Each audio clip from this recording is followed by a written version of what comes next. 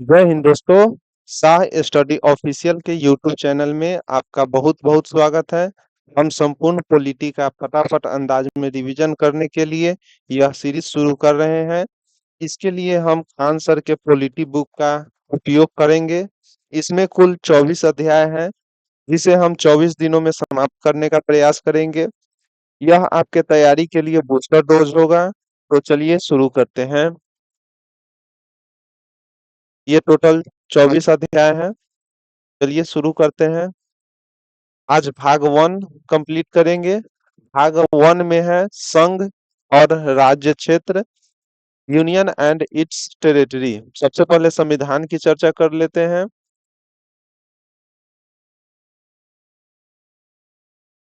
सभी के लिए बराबर कानून को संविधान कहते हैं। देश और राज्य का शासन कैसे चलेगा, उसको चलाने के लिए जिस किताब को तैयार किया गया है उसे संविधान कहा जाता है। इसमें इस किताब में कुल 22 लेसन है। इसी लेसन को हम भाग कहते हैं और कुल जो है 395 अनुच्छेद है। भाग एक में जो है अनुच्छेद 1 से 4 है। अनुच्छेद 1 में कहा गया है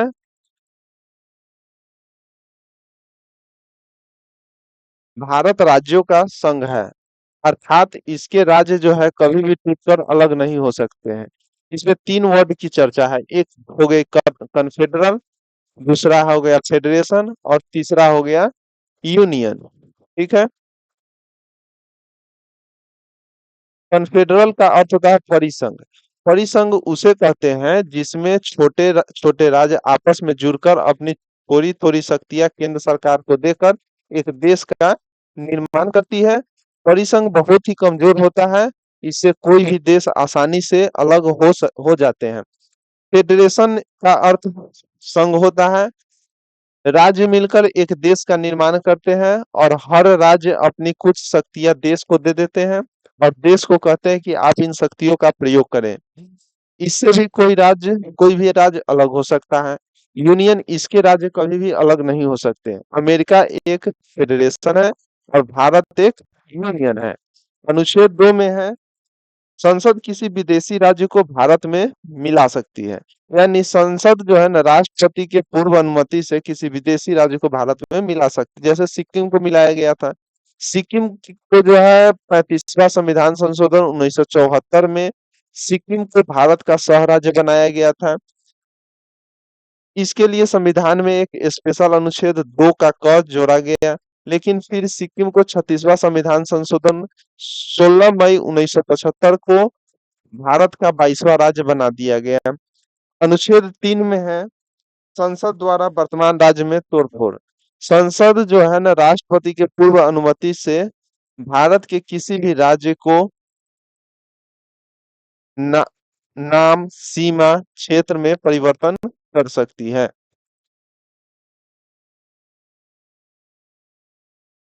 आगे बढ़ते हैं। जैसे एमपी, एमपी से छत्तीसगढ़ अलग हुआ 1 नवंबर 2000 को। यूपी से उत्तराखंड अलग हुआ 9 नवंबर 2000 को और बिहार से झारखंड अलग हुआ 15 नवंबर 2000 ईस्वी को। अनुच्छेद 4 में जब संसद अनुच्छेद 2 या अनुच्छेद 3 का प्रयोग करेगी तो इसके लिए राष्ट्रपति से किसी विशेष अनुमति की जरूरत नहीं है, क्योंकि इसे अनुच्छेद 368 के बाहर रखा गया है। जिसको अनुच्छेद 368 में रख दिया जाता है उसमें राष्ट्रपति का हस्ताक्षर जरूरी होता है। चलिए आगे बढ़ते हैं।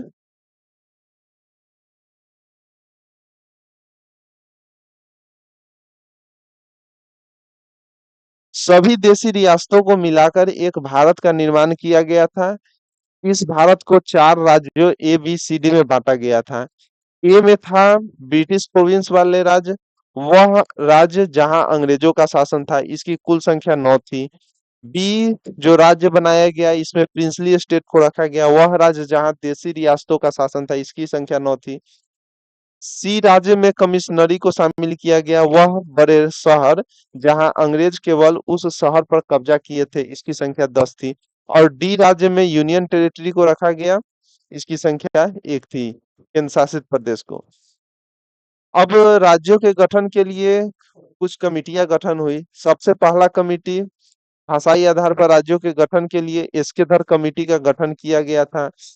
एस्केधर आयोग का गठन 1948 में किया गया, किंतु इसने भाषा के आधार पर राज्यों के गठन का विरोध किया। उसके बाद जेबीपी समिति का गठन किया गया, जिसमें जवाहरलाल नेहरू, पटाभी सीतारामैया और सरदार पटेल थे। इन्होंने भी भाषाई आधार पर राज्यों के गठन का विरोध किया था।